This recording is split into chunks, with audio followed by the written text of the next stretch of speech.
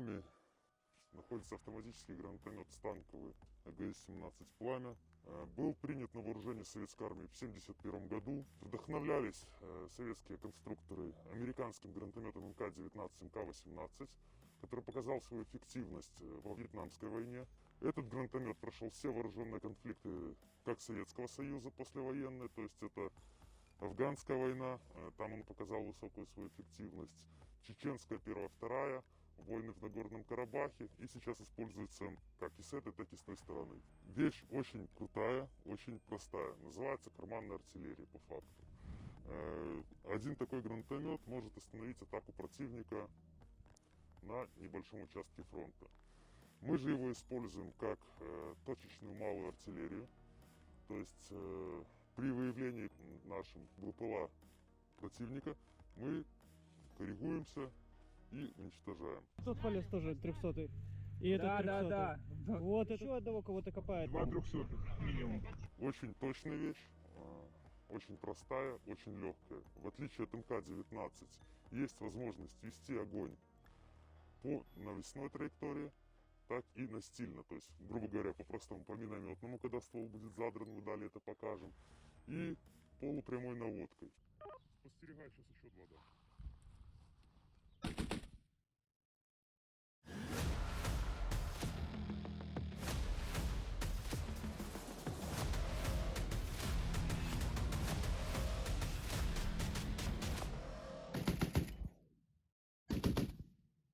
Как происходит установка гранатомета на станок?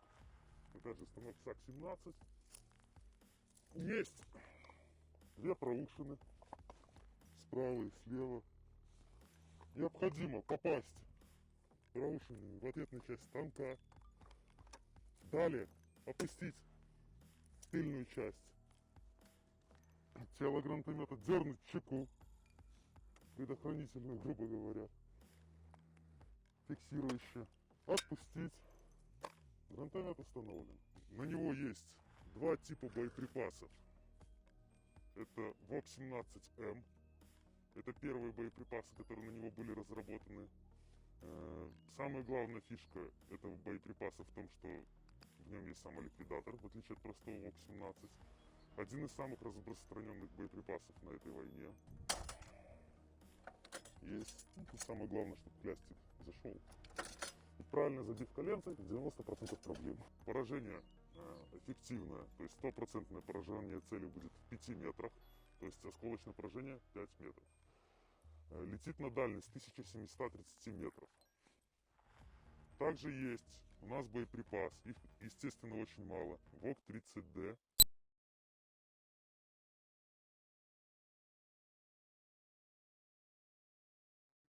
Это непосредственно российская разработка, изменена боевая часть, набивка и увеличен заряд. К сожалению, Украина и страны, которые нам помогают, таких не производят. То есть это вот просто трофейные боеприпасы. Летят они на 2 километра. Эффективная площадь разлета осколков, где будет 100% поражение цели, 7 метров. Таких очень мало, но у нас они есть на вооружении тоже.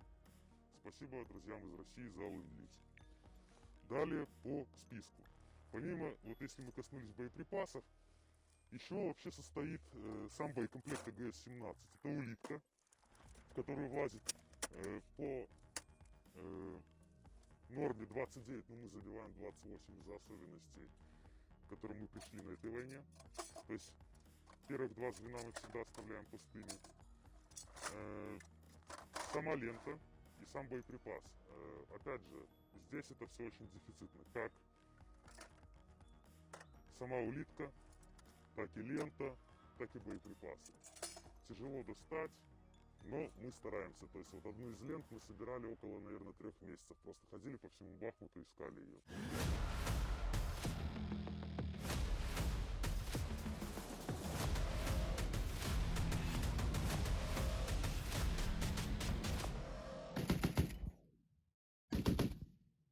Как происходит заряжание гранатомета?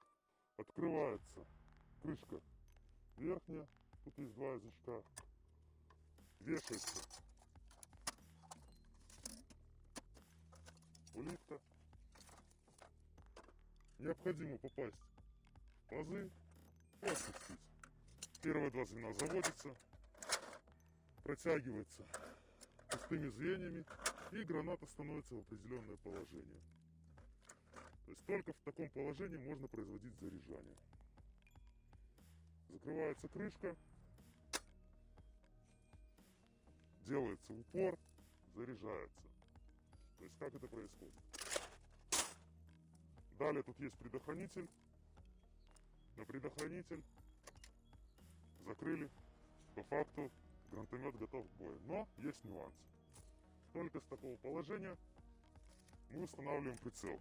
Самая ценная вещь на любом артиллерийском орудии — это прицел. Как нам уже неоднократно инструктора и наши коллеги говорили, даже если вы отходите с позиций, заберите прицел. Орудие мы найдем. Прицел, естественно, как и сам гранатомет, как и вот зеленые боеприпасы, у нас достался от наших недругов.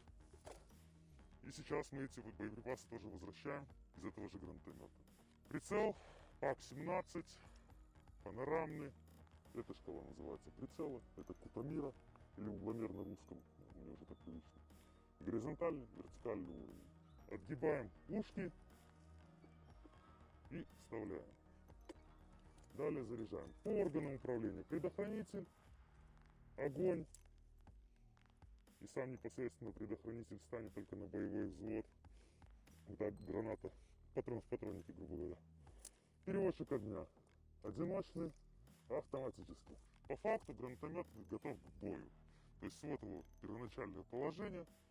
И можно насыпать. Расчет гранатомета по норме от 2 до 3 человек. В наших условиях это 4, 5, а то и 6. С учетом корректировщика, потому что БК весит, гранатомет весит. Командир орудия, стрелок-наводчик, 3-й номер заряжающий. То есть это полноценная арт-система. Научившись правильно работать с ней, можно работать вплоть до града. Разницы уже нет. Здесь есть лапка, фиксатор. Положение гранатомета по-простому вверх-вниз. Вот она в положении зажата, отжали, только после этого у нас гранатомет может как подниматься, так и опускаться. Также на станке рычаг, который фиксирует, опять же, по-простому лево-право.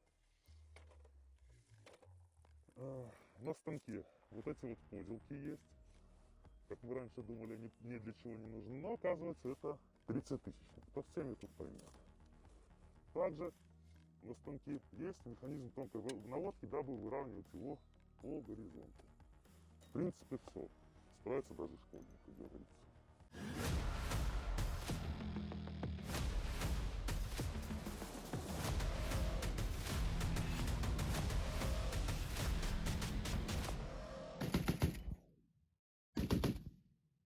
Далее по типам стрельбы. Есть таблица по 2.17М. Дистанция, стрельба полупрямой наводкой, стрельба мортирной. Чтобы вы ощущали разницу. Допустим, возьмем 1000 метров, обычная дистанция. Вот поставим прицел на 1000 метров.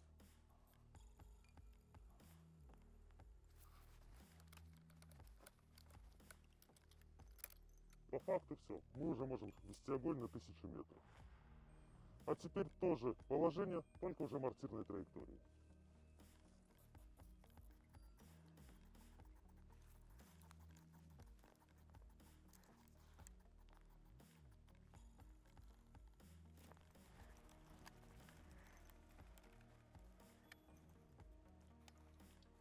То есть вот, на одной и той же дистанции можно стрелять двумя типами траекторий, в зависимости от поставленных задач. Это является его огроменным плюсом, то есть расширяет спектр его возможностей. В городской застройке удобнее вести огонь. Но при таком положении у него падает точность, то есть увеличивается рассеяние боеприпасов по площади.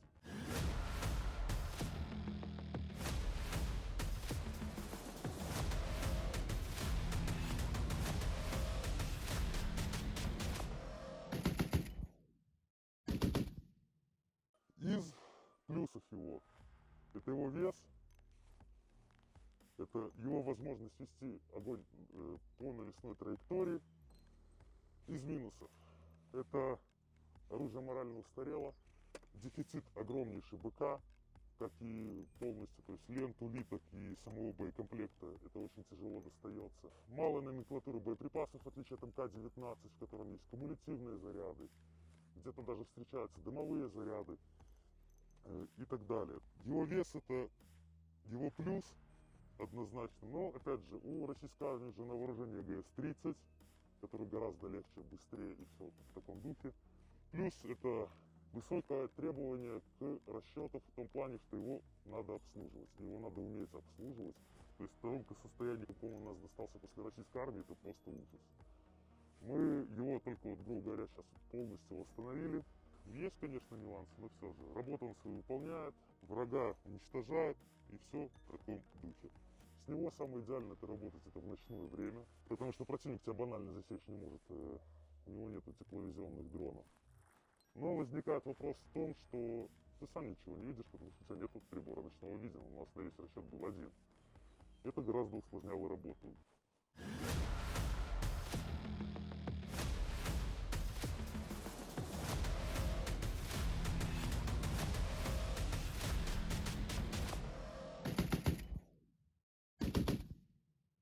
По обучению этому гранатомету, сколько я не пытался сам научиться, не прочитал книжек, я не разобрался. Со временем потом, конечно, да, нам помогли ребята из УДА, Украинской добровольчей армии. Так что если, ребята, остались вопросы украинцы, можем научить, а не вот это вот просто стрелять куда обы. Это взвод крупнокалиберного вооружения. То есть мы были раньше с пулеметами, сейчас у нас вот уже есть и гранатомет, и минометик. С этой вещью мы научим обращаться, стрелять, попадать. Так что приглашаю батальон «Волод» подразделение крупнокалиберных пулеметов. Научим вот с этой малышки работать. Слава Украине! Живе Беларусь!